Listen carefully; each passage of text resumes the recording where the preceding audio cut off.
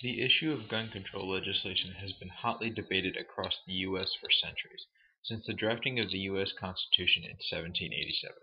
The majority of this debate has taken place since the 1970s. The Federal Gun Control Act of 1968 expanded the limitations on gun possession, making it more difficult for a person to obtain a firearm. A 2010 survey estimates that between 40 and 45% of households contain at least one firearm.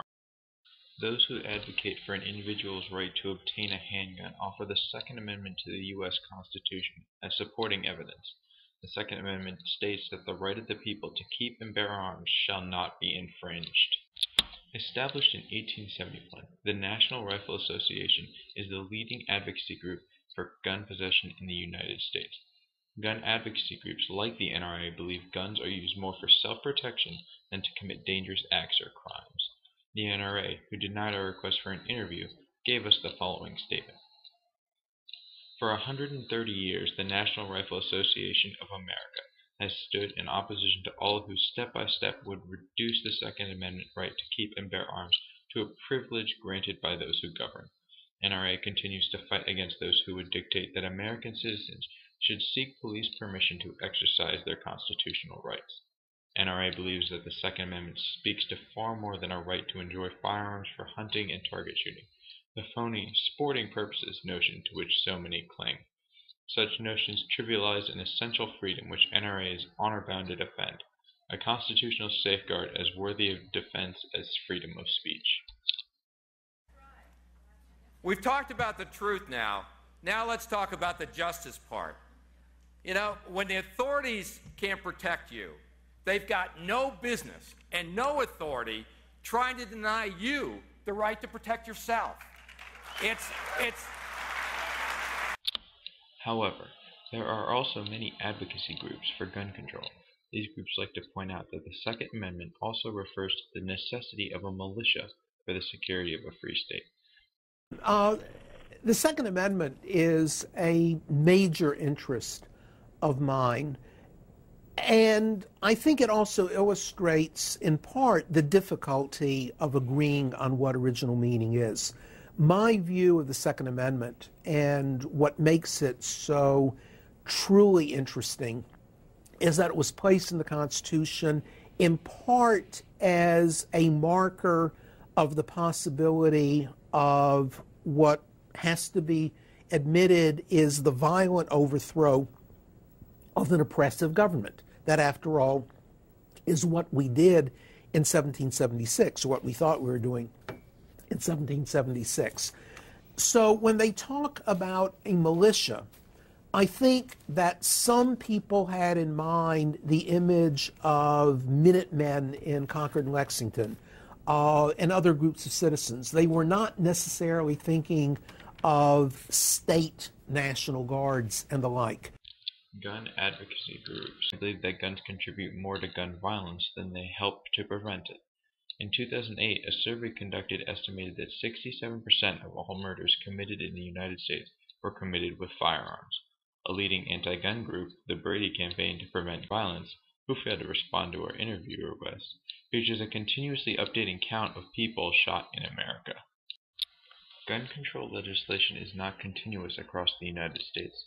Since the Constitution does not explicitly designate the issue of gun control to federal government, the 10th Amendment reserves the power to decide to the states. Therefore, each respective state gets to determine its own stand on the issue. More gun control does not lower murder rates, it actually increases them. Look at this city, Washington, D.C., toughest gun control in the country. Washington, D.C. is well known for its relatively strict gun control laws. Gun laws are a pressing issue in the D.C. area because D.C.'s action regarding the legality of owning weapons can often reflect the attitude of the national government towards the restriction of gun ownership. In 1976, one of the most strict gun laws in history was passed in the District of Columbia. The law went so far as to ban handguns completely. Beginning around 1986, 10 years after the handgun ban went into effect, the murder count in Washington, D.C. skyrocketed. Recently, after 32 years of its existence, the D.C. handgun ban was deemed unconstitutional in the 2008 Supreme Court case, District of Columbia v. Heller. The court sided with Dick Heller in a 5-4 decision that the Second Amendment protected America's right to own handguns. The federal ruling in this court case will likely set the precedent for the states, as all states must abide by federal law. You mentioned the recent decision of the Supreme Court. My objection to those decisions is that even though I am somewhat sympathetic to their outcome, that is the view that there is a protected constitutional right to have a firearm in one's home, I really found Justice Scalia's opinion for the court to be wildly off-kilter, inasmuch as, for a variety of reasons, he really chose to ignore what is most radical and I think historically true about the Second Amendment, which was the extent that it is designed to empower the people to overthrow a corrupt government, and instead he turned it into an amendment that really is designed only to protect people against criminals who are trying to invade their homes. There is no evidence, I believe, that that was a major purpose in 1789 of the Second Amendment. It's much more radical, much more in some ways frightening or embarrassing, but it's a really interesting part of the Constitution. To ultimately resolve the dispute concerning gun possession in the United States, two determinations must be made. First, in accordance with the 10th Amendment, does the federal government have jurisdiction to make the final decision, or is that choice reserved to the states?